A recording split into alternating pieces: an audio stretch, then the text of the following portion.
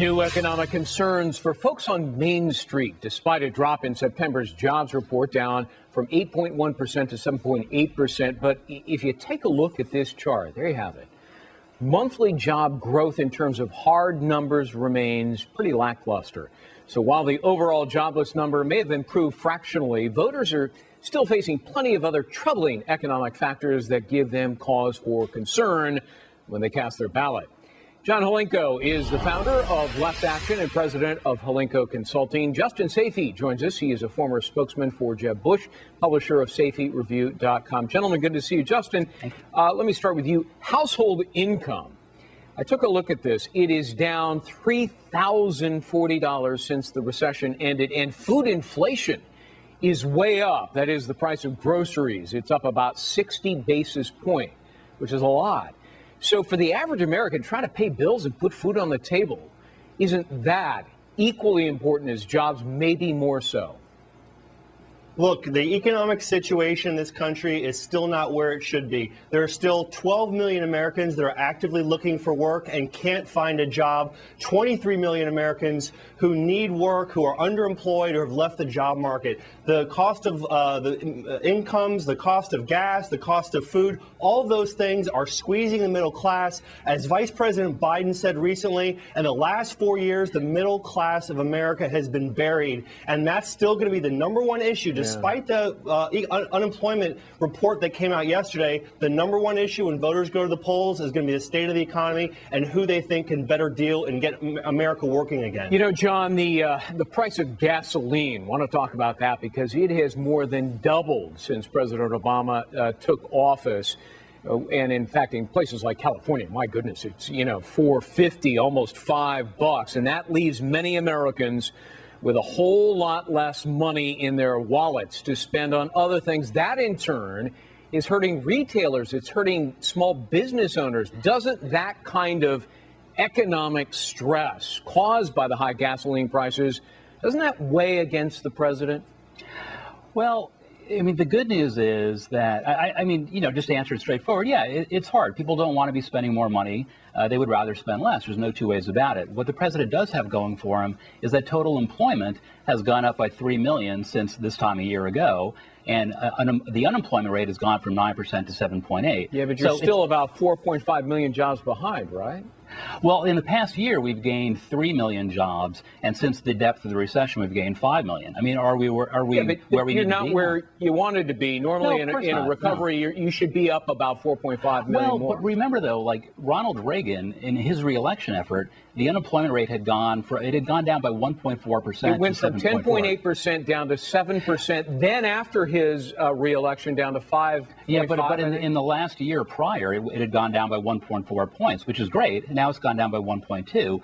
So, momentum is important, and where you are is not where we want to be, but people can sense the momentum. You can see where it's going, but John, and that's helpful for the president. You brought up the Reagan comparison. He had interest rates almost 20%. He had runaway inflation. None of that has afflicted this particular president. In fact, the unemployment rate for Ronald Reagan was higher than the unemployment rate for this president. Well, it went above. It went to 10.8, I believe. 10.8. But now when he came in, but I mean, if you're saying that Ronald Reagan inherited a worse economy, he did. I don't know how you can make that argument. I mean, Are you kidding? Oh, yeah. I mean, we lost 800,000 jobs. Unemployment was higher, inflation was higher, and interest rates were Do you remember what was happening higher. in 2009? January 2009, we lost 741,000 jobs. Yeah. If that trend had continued, we'd be at 30% unemployment. Justin, we almost had a second Great Depression. This is a big difference from what President Reagan inherited. I hear you. Justin, a lot of folks are afraid to invest in the stock market. Interest rates are so incredibly low, the opposite of what Reagan had, that, look, you can't really invest in CDs and money market accounts. That's not even keeping up with inflation. And that has left Americans with, stagnant savings account, diminished personal wealth. That's an important election factor, too.